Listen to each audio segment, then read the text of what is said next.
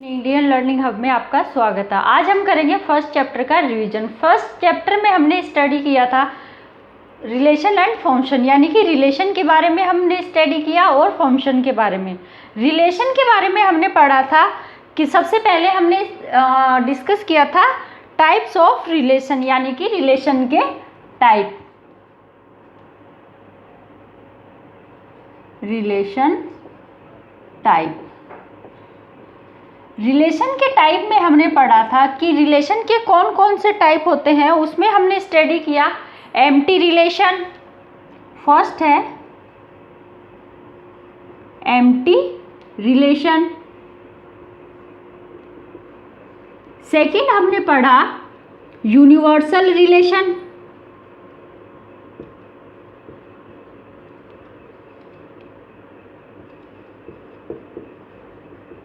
And third था equivalence relation.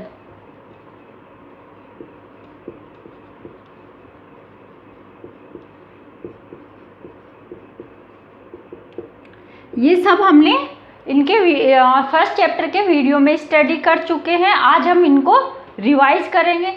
तो हम देख रहे हैं कि यहाँ पे रिलेशन कितने टाइप का होता है, एम्प्टी रिलेशन, यूनिवर्सल रिलेशन और इक्विवेलेंस रिलेशन। यहाँ पे हम 12th क्लास में थर्ड जो है यानी कि इक्विवेलेंस रिलेशन को हम अहमियत देंगे और यही स्टडी करेंगे। यहाँ पे इसमें यानी कि हमें चेक करना होगा, कोई भी एक कंडीशन दे रखी होगी या क्वेश्चन दिया हुआ होगा, उसमें हमें चेक करके बताना होगा कि ये रिलेशन इक्विवेलेंस रिलेशन है या नहीं है।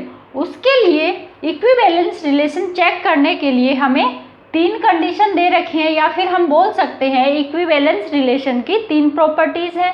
फर्स्ट है कि अगर हमें कोई रिलेशन दे रखा है, उसको चेक करना है कि इक्विवेलेंस है या नहीं है। उसके लिए हमें 3 कंडीशन चेक करनी होंगी।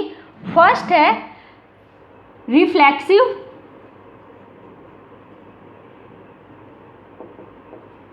सेकंड है सिमेट्री एंड थर्ड है ट्रांजिटिव।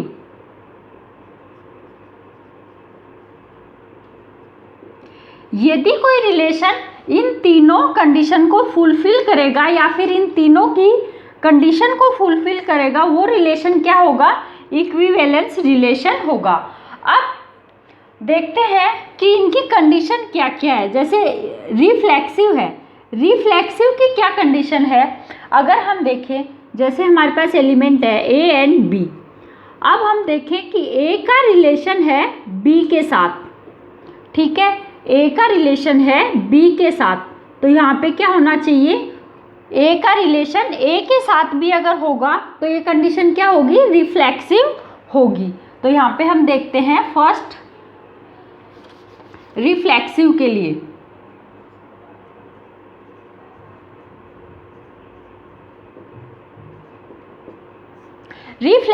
लिए जब हम चेक करेंगे तो ए रिलेशन है बी और हमें क्या दे रखा है, इसकी वैल्यू हमें 10 दे रखी है। तो अगर हम ए का रिलेशन ए के साथ फाइंड करेंगे तब भी अगर वैल्यू 10 आएगी तो वो कंडीशन क्या होगी, रिफ्लेक्सिव होगी। जैसे a relation A equal to 10 आएगा तो ये क्या होगा, रिफ्लेक्सिव होगा।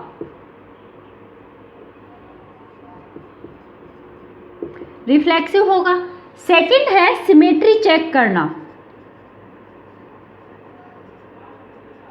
कि हम सिमेट्री किस तरह से चेक करेंगे। अब हमारे पास कंडीशन दे रखी है A relation B equal to 10, तो अगर ये होगा B relation A equal to 10 होगा तो ये क्या होगा, सिमेट्री की कंडीशन को फॉलो करेगा।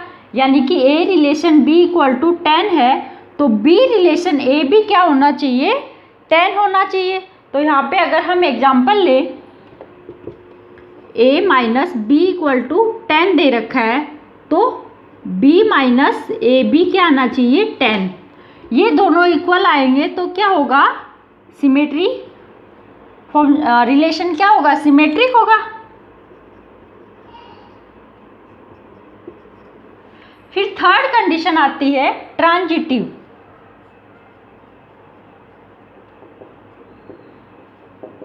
इसके लिए हमें क्या चेक करना होगा, इसके लिए हमें 3 एलिमेंट चाहिए। जैसे हमारे पास है ए, बी एंड सी। अब अगर ए का रिलेशन है बी के साथ, बी का रिलेशन है सी के साथ, तो सी का रिलेशन क्या होना चाहिए, ए के साथ। यानी कि ए रिलेशन बी क्या दे रखा है, a minus B equal to 10 और b minus C equal to B 10 दे रखा है। अगर ये दोनों 10 दे रखा है तो यहाँ पे c माइनस ए बी 10 आएगा। तो क्या हो जाएगा, ये किसकी कंडीशन को फॉलो करेगा, ट्रांजिटिव होगा।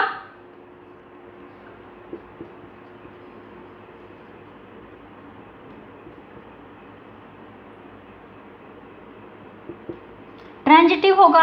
अब अगर कोई रिलेशन या फिर हम बोल सकते हैं कोई सेट इन तीनों कंडीशन को फुलफिल करता है तो उस रिलेशन को हम क्या बोलेंगे, इक्विवेलेंस रिलेशन। तो हम यहाँ पे बोलेंगे दिस रिलेशन इज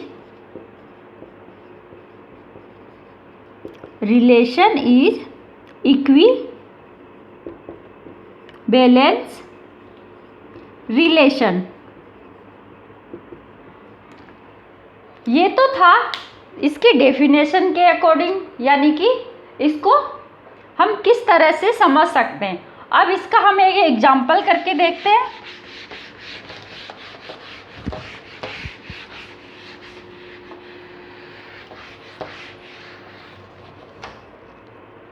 जैसे हमें कोई सेट दे रखा है, X एक सेट है जिसके एलिमेंट है 1, 2, 3, 4 एंड 5। ये 5 एलिमेंट्स हैं सेट X के। अब यहाँ पे हमें क्या दिया है, एक रिलेशन दे रखा है R, जिसमें क्या है A, B है और यहाँ पे कंडीशन दे रखी है B इक्वल टू क्या होगा, A प्लस 2। ये एक रिलेशन दे रखा है और हमें चेक करके बताना है कि ये जो रिलेशन है वो इक्विवेलेंस रिलेशन है या नहीं है। और यहाँ पे A और B क्या हैं, where A and B belongs to X। यानी कि A और B क्या है, सेट X को बिलोंग करते हैं। और हमें चेक करके बताना है कि यहाँ पे रिलेशन इक्विवेलेंस रिलेशन होगा या नहीं होगा। इसके लिए पहले हम क्या करेंगे, A और B की वैल्यू फाइंड करेंगे। हमें क्या चाहिए, एक रिलेशन चाहिए यहाँ से। तो अगर हम B की वैल्यू फाइंड करें, B इक्वल टू क्या है, A प्लस 2। अगर हम A की वैल्यू 1 लेके चलते हैं तो B क्या आएगा, 1 प्लस 2 3। A 1 है तो B क्या आया, 3। फिर अगर हम A को 2 लेके चले तो B क्या आएगा, 2 प्लस 2 4।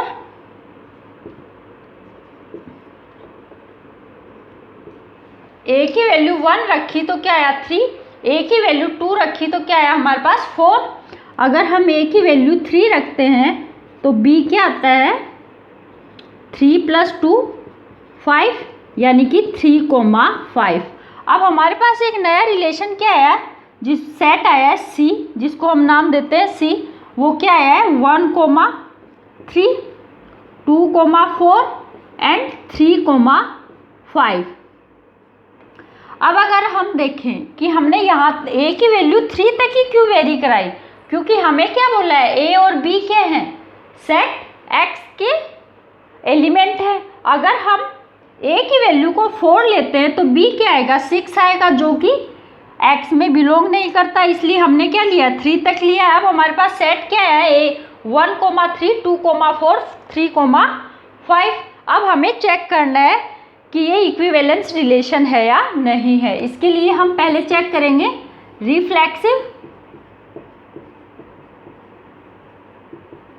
रिफ्लेक्सिव के लिए हमें क्या चाहिए, यानी कि हमें कंडीशन चाहिए। अगर दे रखा है A रिलेशन B तो हमें क्या चाहिए, A रिलेशन A चाहिए।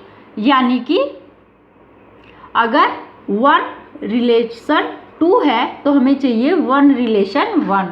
यानी कि 1, 1, 2, 2 एंड 3,3 चाहिए। बट यहाँ पे जो सेट हमारे पास है उसमें ये वाली कंडीशन नहीं है, यानी कि खुद का खुद के साथ रिलेशन नहीं है, तो हम क्या बोलेंगे कि ये रिफ्लेक्सिव नहीं होगा, नॉट ए रिफ्लेक्सिव। फिर सेकंड हमें चेक करना है सिमेट्री के लिए।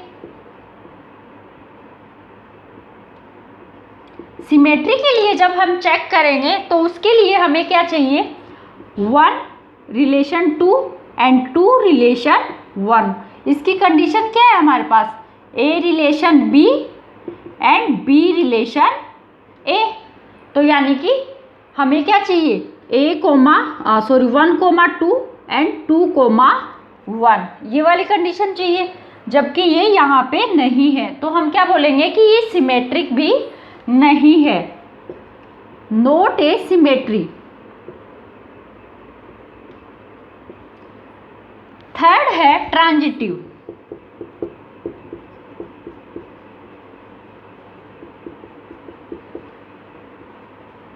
इसके लिए हमें क्या चाहिए, 3 एलिमेंट चाहिए, 1 रिलेशन 2, 2 रिलेशन 3 एंड 3 रिलेशन 1, या फिर हम बोल सकते हैं 1, 2, 2,3 एंड 3,1, ये वाली 3 टर्म चाहिए, जबकि यहाँ पे 1,3 है और बाकी इसमें ये सारे तीनों एलिमेंट्स नहीं है, 1,2, 2,3 एंड 3,1, तो हम क्या बोलेंगे, ये ट्रांजिटिव भी नहीं है, not a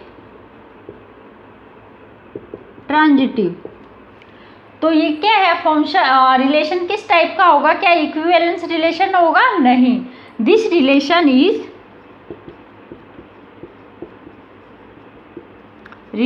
is not a transitive.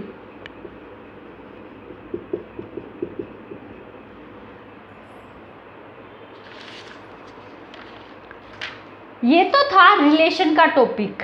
Relation कितने टाइप के होते हैं, कौन कौन से होते हैं, और जो इक्विवेलेंस रिलेशन है उसकी 3 कंडीशन कौन सी है, और कौन सा रिलेशन इक्विवेलेंस रिलेशन होगा या नहीं होगा वो चेक करने की कंडीशन। अब हम देखेंगे फंक्शन। फंक्शन में हम स्टडी करेंगे टाइप्स ऑफ फंक्शन के बारे में। Types of function. फंक्शन को हम किस बेस पे डिवाइड करते हैं, फंक्शन को हम मैपिंग के बेस पे डिवाइड कर सकते हैं। तो हम यहाँ पे बोलेंगे कि मैपिंग के बेस पे फंक्शन को हमने 4 पार्ट्स में डिवाइड कर सकते हैं। फर्स्ट है 1-1 फंक्शन, या हम बोल सकते हैं injective function.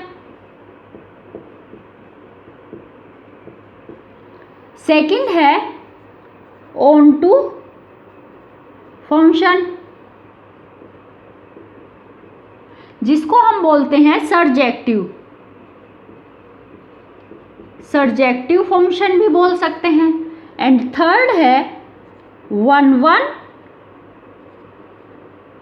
And onto function, यानी कि ऐसा फंक्शन जो 1-1 भी होगा और ऑनटू भी होगा, इसको हम बोलेंगे बाइजेक्टिव फंक्शन। फोर्थ आता है मेनी वन फंक्शन।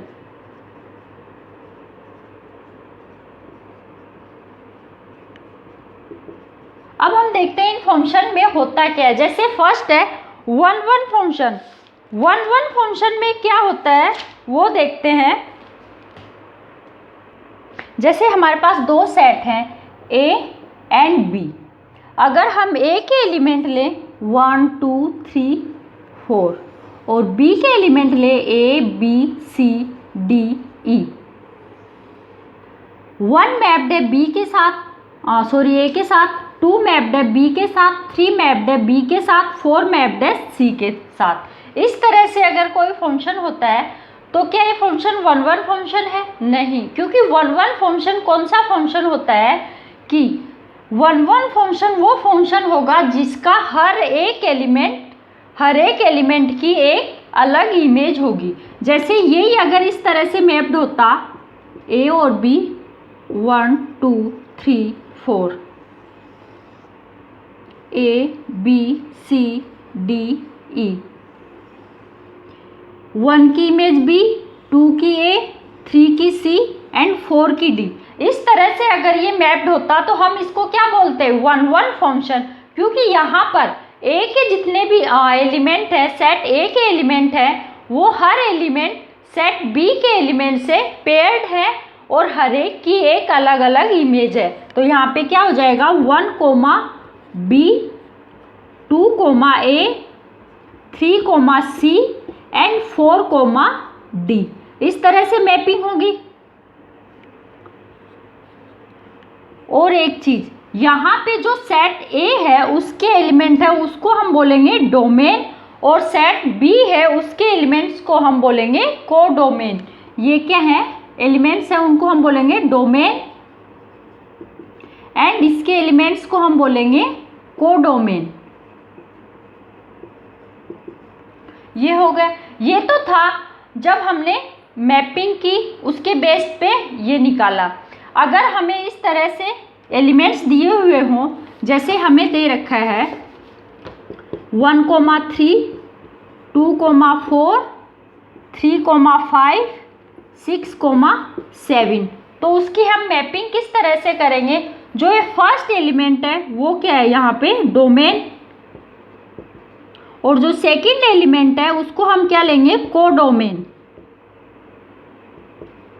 तो हम क्या करेंगे पहले डोमेन और यहाँ पे कोडोमेन। डोमेन क्या है 1 2 3 6, कोडोमेन क्या है 3 4 5 7।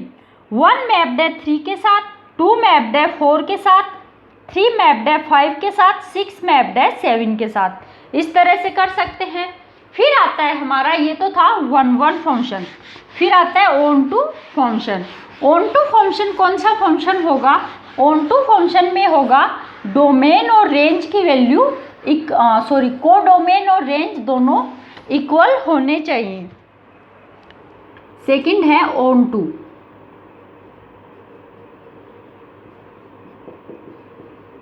इसमें क्या होगा कोडोमेन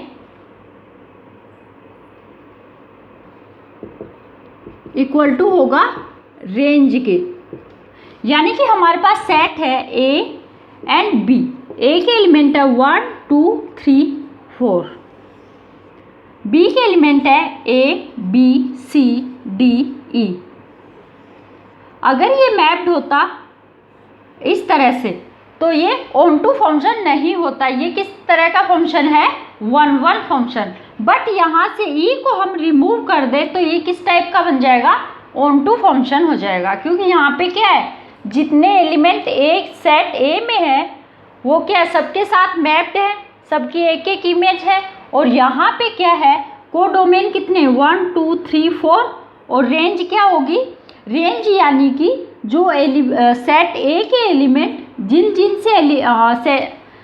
जिन एलिमेंट से कॉन्टेक्ट में है या फिर हम बोल सकते हैं मैप्ड है उनको हम क्या बोलेंगे रेंज। यानी कि यहाँ पे रेंज क्या है रेंज हो जाएगी 4, कोडोमेन भी क्या हो जाएंगे 4, और यहाँ पे E था तो क्या था रेंज कितना था 1 2 3 4, और कोडोमेन की संख्या कितनी थी 5। ठीक है, तो ये किस टाइप का फंक्शन है ऑन टू फंक्शन। फिर आता है 1 एंड ऑन टू फंक्शन।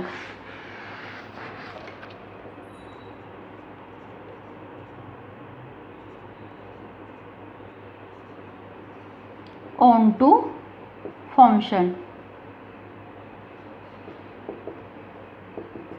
इसको हम क्या बोल सकते हैं, इसको हम बोलेंगे बाइजेक्टिव फंक्शन।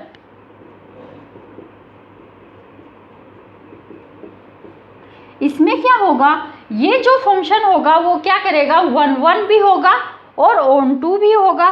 तो 1 1 के लिए हमें क्या चाहिए, जैसे सेट है A एंड B, 1 1 के लिए हमें चाहिए कि हर एक एलिमेंट की एक एक इमेज होनी चाहिए। जैसे 1 की B, 2 की C, 3 की A एंड 4 की D। इस तरह से हर एक एलिमेंट की एक एक इमेज है।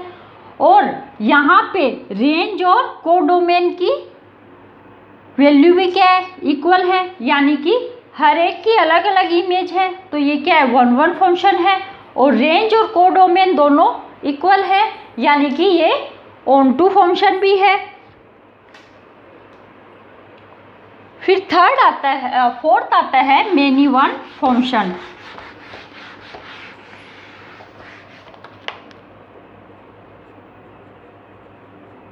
Many one function, many one यानी कि सेट A और सेट B। इस तरह से 4 एलिमेंट है सेट A में, और B में क्या है, A B C, या फिर हम 2 एलिमेंट ले लेते हैं। यहाँ से सेट A के एलिमेंट 1B A के साथ मैप्ड है, 2B A के साथ, 3B A के साथ एंड 4B के साथ। इस तरह से यहाँ पे क्या है, मल्टीपल एलिमेंट्स की इमेज क्या है, सिंगल इमेज है। तो इसको हम क्या बोलेंगे, मेनी वन फंक्शन, यानी कि मेनी एलिमेंट्स की एक इमेज है, तो हम इसको बोलेंगे मेनी वन फंक्शन। यहाँ पे अगर हम इसको अगर लिखें तो 1 A, 2 A, 3 A and 4 B, इस तरह से लिख सकते हैं। यहाँ पे डोमेन क्या है, 1 2 3 4, कोडोमेन क्या है, A B। ये तो थे 4 टाइप्स ऑफ फंक्शन। फिर अगर हम एक इसका एग्जाम्पल करके देखते हैं कि इसके एग्जाम्पल्स हम किस तरह से सॉल्व कर सकते हैं। यहाँ पे हमें एक फंक्शन दे रखा है, function of x equal to है x3, और हमें यहाँ पे ये क्या है, फंक्शन किससे बिलोंग कर रहा है, नेचुरल नंबर से।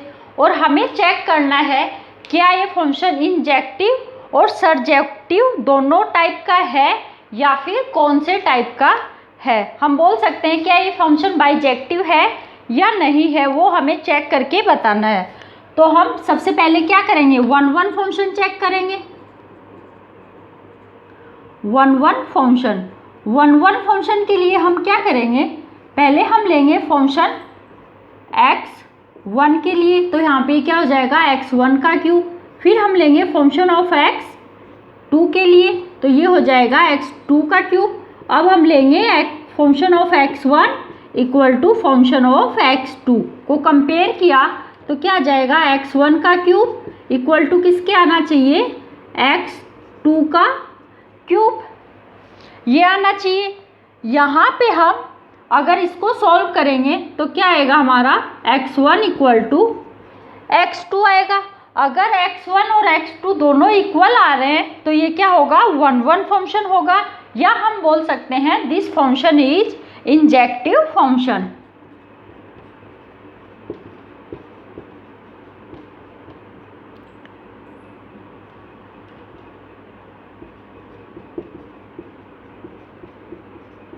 Injective function.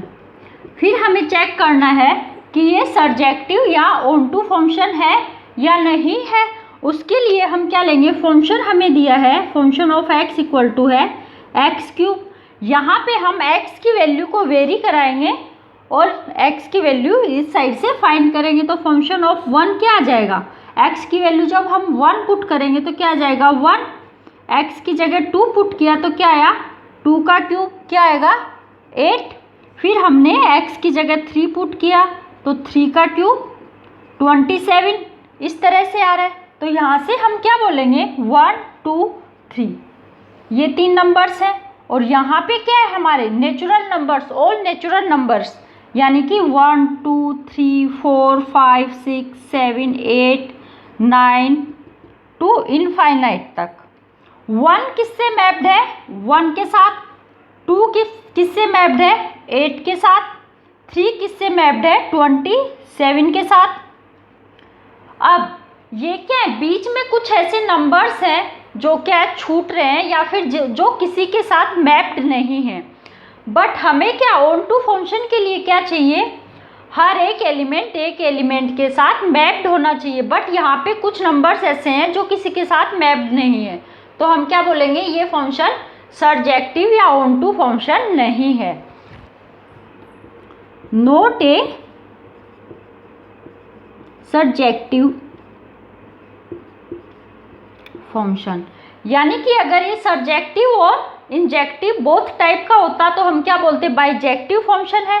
बट यहाँ पे ये ऑन टू फंक्शन नहीं है, तो हम क्या बोलेंगे कि ये फंक्शन बाइजेक्टिव फंक्शन नहीं है।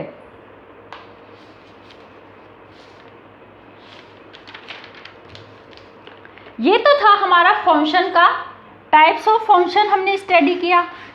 फिर आता है कंपोजिशन ऑफ फंक्शन, यानी कि अभी हमने स्टडी किया ओनली वन फंक्शन, अब हमें दो दो फंक्शन दिए हुए होंगे, उनको स्टडी करना है। तो इसके लिए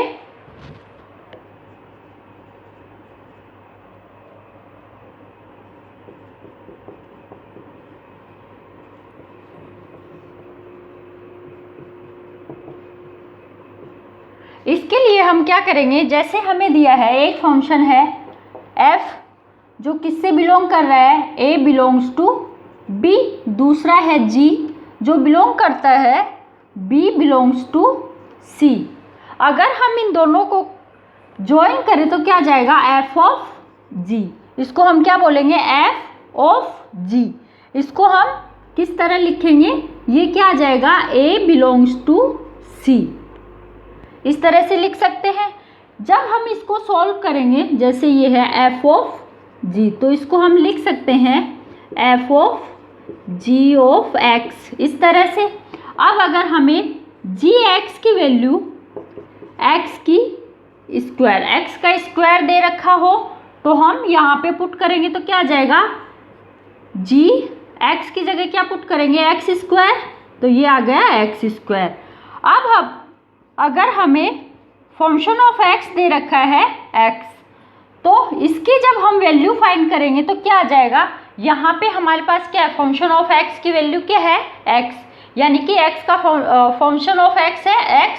अब हमें क्या करना है, जहाँ पर x है वहाँ क्या पुट करेंगे हम, x स्क्वायर, तो ये क्या आ जाएगा x स्क्वायर, यानी कि f ऑफ g क्या आया है हमारे पास, x स्क्वायर।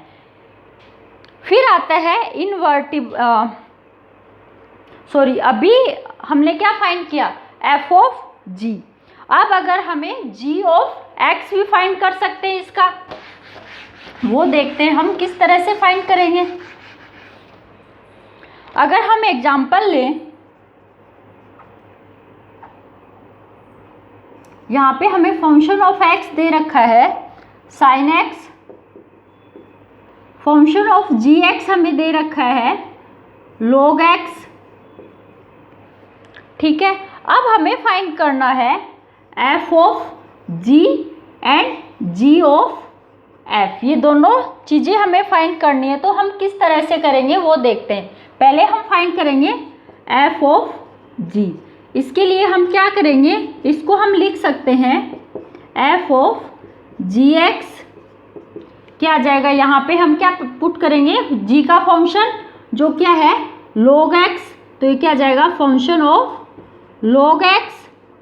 अब हमारे पास x की जगह क्या आ गया, log x, यानी कि जो f का फंक्शन होगा वहाँ पर जो x की वैल्यू होगी वो क्या पुट करेंगे हम, log x। तो x फंक्शन ऑफ x क्या है, sin x, x की जगह हमें पुट क्या करना है, log x, ये हो गया। अब हमें फाइंड करना है g ऑफ f, इसके लिए हम क्या करेंगे, g f ऑफ x, यहाँ पे g f का फंक्शन क्या है, sin x, ये हो गया। अब हमारे पास x की जगह क्या है, sin x। अब हमें क्या करना है, जहाँ पर g का फंक्शन है वहाँ पर x की जगह हम क्या पुट करेंगे, sin x, तो ये क्या आ जाएगा, log sin x। तो इस तरह से हम इनको सॉल्व करेंगे। फिर आता है इन्वर्टिबल फंक्शन, यानी कि इन्वर्टिबल फंक्शन किस टाइप का फंक्शन होता है वो हम देखते हैं। जैसे हमें दे रखा है, यही हमें दो फंक्शन दे रखे हैं, f बिलोंग कर रहा है a टू b और g बिलोंग कर रहा है b टू a। तो ये किस टाइप का फंक्शन है? इन्वर्टिबल। a है a टू b, f है a टू b और g क्या है? b टू a, यानी कि f का इन्वर्ट क्या है? g। तो यहाँ से हम क्या लिख सकते हैं? फंक्शन ऑफ x क्या आ जाएगा? Inverse of a। Function of gx क्या आ जाएगा? यहाँ पर x क्या होगा? x बिलोंग्स टू a, यानी कि ये साइन क्या डिनोट करता है? All value of x belongs to a, यानी कि x की सारी वैल्यू क्या कर रही है? a को बिलोंग कर रही है। यहाँ पर क्या आ जाएगा? All value of x belongs to b, ये आ जाएगा। यानी कि यहाँ पर x की सारी वैल्यू क्या कर रही है? b को बिलोंग कर रही है। अब हम एक इसका एग्जाम्पल करके देखते हैं।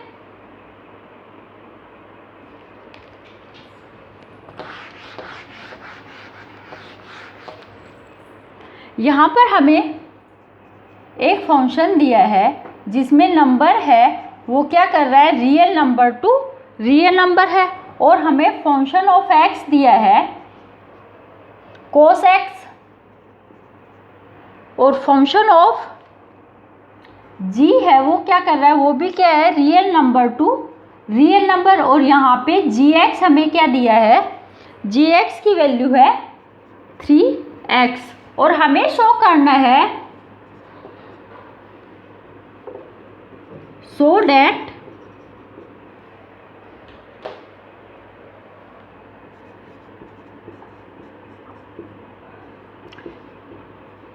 g of x not equal to f of g, ये हमें यहाँ पे प्रूफ करना है। तो इसके लिए हम क्या करेंगे? पहले अगर हम ले g of x तो इसको हम लिखेंगे g f of x, यहाँ पे g आ गया। फंक्शन ऑफ x क्या है? cos x। अब जो g का फंक्शन है वहाँ पर x की वैल्यू हम क्या पुट करेंगे? cos x। तो g का फंक्शन क्या है? 3x², तो हम x की जगह क्या पुट करेंगे? cos x, और इसका स्क्वायर क्या हो जाएगा? 3 cos स्क्वायर x, ये आ गया। इसको हमने नाम दिया इक्वेशन 1। ये क्या है? g of x। अब हमें फाइंड करना है f of g। f of g के लिए हम क्या करेंगे? f ऑफ gx, यहाँ पे gx का फंक्शन क्या है? 3x²। अब हमें क्या लेना है? फंक्शन है f का, और x की वैल्यू क्या रखनी है? 3x²। तो f का फंक्शन कौन सा है? cos x। cos x की जगह हमें क्या पुट करना है? 3x²। ये क्या है? f of g। इसको हमने नाम दिया इक्वेशन 2। अब अगर हम देखें, क्या दोनों इक्वेशन को जब हम कंपेयर कराएं, इक्वेशन 1 और 2 को, f ऑफ g दोनों इक्वल नहीं है। यहाँ पर ये और ये दोनों इक्वल नहीं है। तो हमें क्या प्रूफ करना था? यही प्रूफ करना था कि f of g of x not equal to f of g। Next topic है बाइनरी ऑपरेशन। बाइनरी यानी कि दो नंबर्स के ऊपर ऑपरेशन। बेसिकली मैथ के ऑपरेशन कौन कौन से हैं? Addition, subtraction, multiplication, division. ये 4 ऑपरेशंस हैं जो कि हम मैथ में ज़्यादातर फॉलो करते हैं। फिर हमें यहाँ पे चेक करना है कि बाइनरी मतलब कि कौन सा नंबर है जिसके लिए ये बाइनरी ऑपरेशन का वर्क करते हैं। जैसे ऑपरेशन कौन से थे? एडिशन,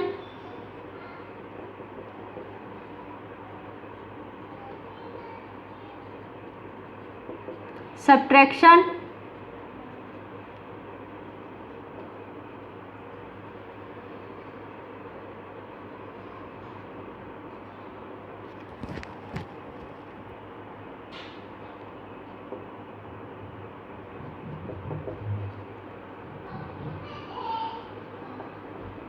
डिवीजन, ये 4 ऑपरेशन है।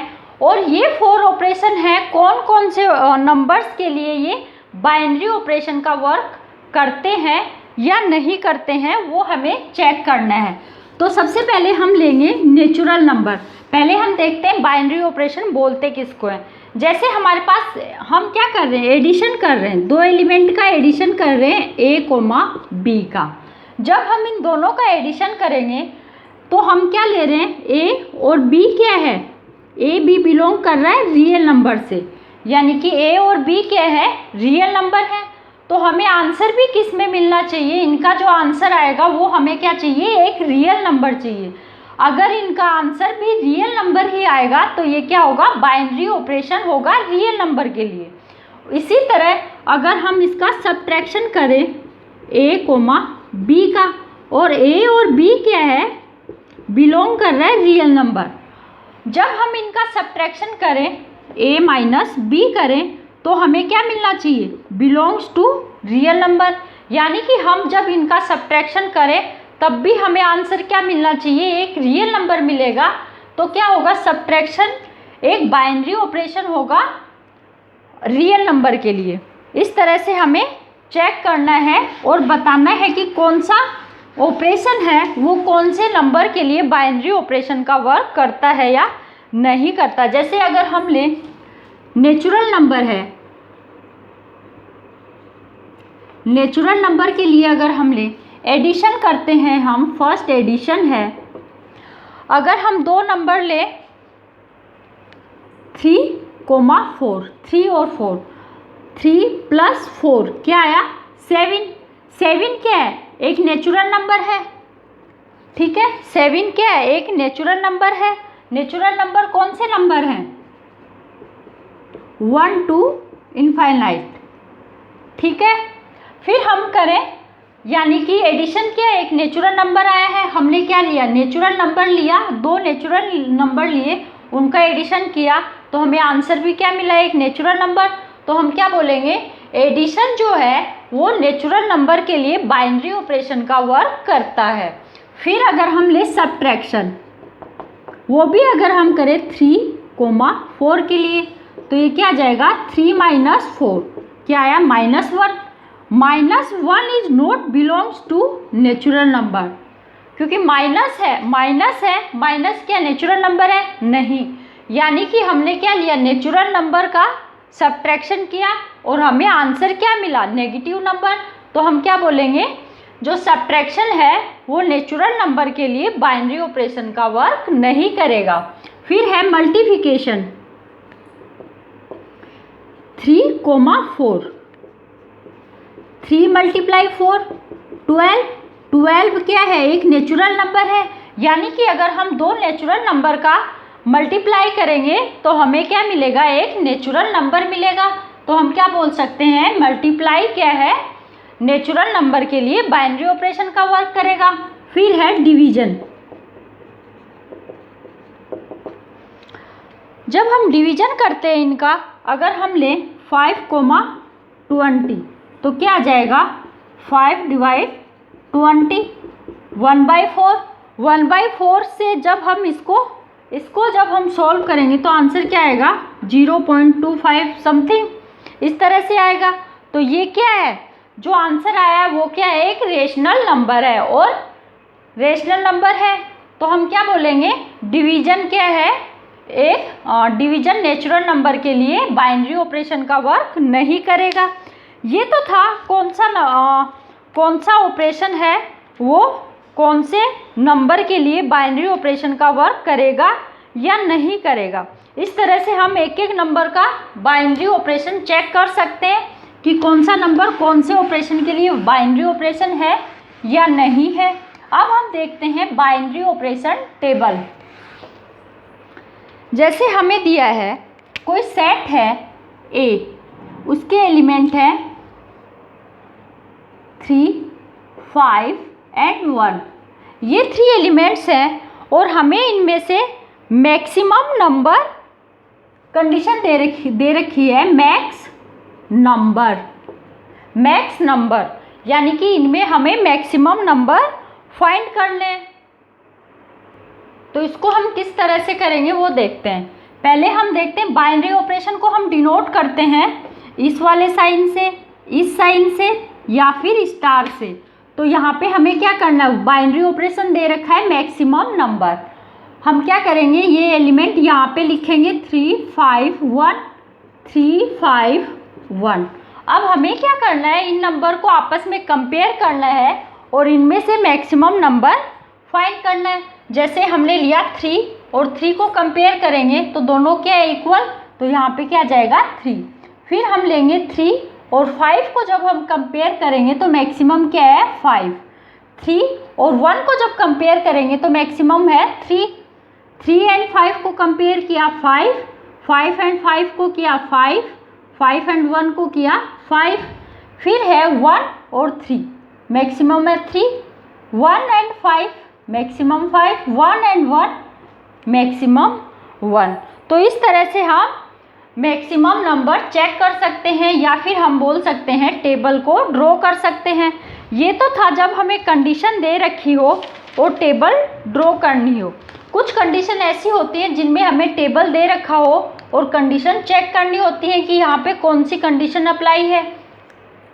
ठीक है, तो हम इस तरह से इनको सॉल्व कर सकते हैं। आज हमने किया है फर्स्ट चैप्टर का रिवीजन। फर्स्ट चैप्टर हमने लास्ट वीडियोस में 2-3 वीडियो में पूरा स्टडी कर लिया था। आज हमने उसका रिवीजन किया है। तो नेक्स्ट वीडियो में हम सेकंड चैप्टर स्टार्ट करेंगे। आज के लिए बस इतना ही, नेक्स्ट वीडियो में मिलते हैं। Thank you.